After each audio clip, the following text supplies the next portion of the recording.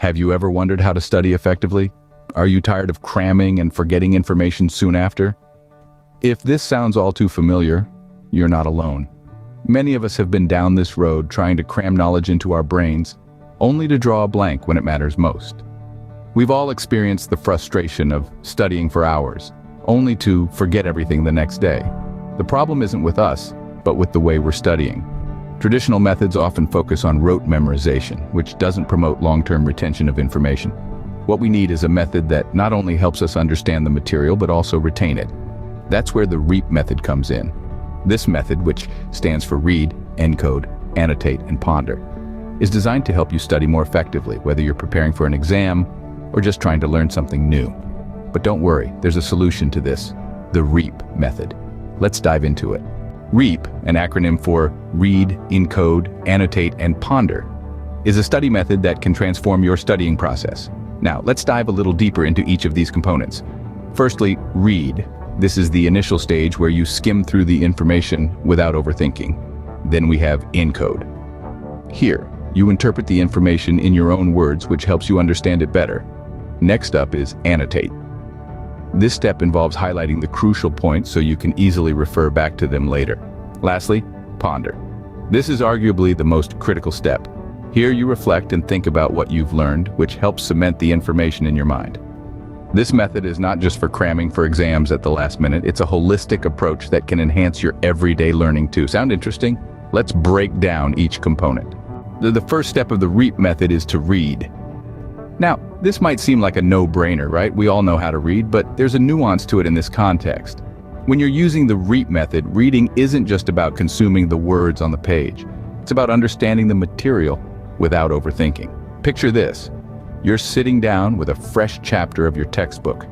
Instead of rushing through it or worrying about remembering every detail, you're just reading. You're letting the words sink in, the concepts form, and the knowledge seep into your brain. This is your initial exposure to the material. It's like meeting someone for the first time. You're not trying to know everything about them. You're just getting a sense of who they are. The purpose of this step is to form a general understanding, a broad picture of the topic. It's like laying the foundation before you start building a house. You're setting the stage for the deeper learning that will follow in the next steps of the REAP method. Now that you've read the material, it's time to move to the next step, encode. The second step in our method is encode. Now you might be wondering, what does it mean to encode in this context? Well, encoding essentially means putting the information you've read into your own words. This is crucial because it allows you to process the information on a deeper level. Imagine trying to memorize a foreign language phrase without understanding its meaning. Sure, you might be able to repeat the phrase, but without comprehension, it won't be useful in a conversation. The same applies to studying. By rewriting the information in your own words, you're not just copying it, but truly understanding it. It becomes part of your knowledge, something you can explain, discuss, and build upon. This process of encoding helps to cement the information in your memory, making it easier to recall when you need it. So after reading the material, take a moment to summarize it in your own words. Write it down, say it out loud, or even explain it to someone else. This active engagement with the information is what makes encoding such a powerful tool in the learning process. With encoding done, let's proceed to the next step, annotate. The third step is to annotate. Now that we've read and encoded the material, it's time to get our hands dirty.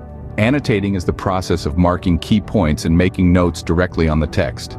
This step is crucial as it helps us to actively engage with the material rather than passively reading it. When we annotate, we highlight, underline, or make a note of the important points. It's like creating a roadmap of the most significant information in the text. This process not only helps us identify what's important, but also aids in remembering it. The act of physically marking the text, be it digitally or with a good old-fashioned pen, helps to cement this information in our memory. Annotating also makes reviewing a breeze. Rather than going through pages and pages of text, you can quickly revisit the key points you've annotated. This saves time and makes revision more effective. Remember, the goal of annotating is not to mark every sentence, but to highlight the standout information that is most relevant to your study goals. Having annotated the important points, we now move to the final step, ponder. The final step in our method is to ponder. This is when you take a moment to reflect on what you've learned. It's not just about memorizing facts, but truly understanding the material. You see, pondering allows you to connect the dots, to see the big picture. It's like a puzzle, where each piece of information forms part of the whole. This step is crucial for long-term retention. It's where the magic happens, where knowledge transforms into wisdom. And that completes the REAP method. So there you have it, the REAP method in a nutshell. A strategic approach to studying that involves reading without overthinking, encoding the information in your own words, annotating important points, and pondering over the material. This method not only enhances your understanding, but also improves your retention power. It's a tool for both daily learning and last-minute revision. So why not give it a shot? Try the REAP method for your next test or exam and experience the difference.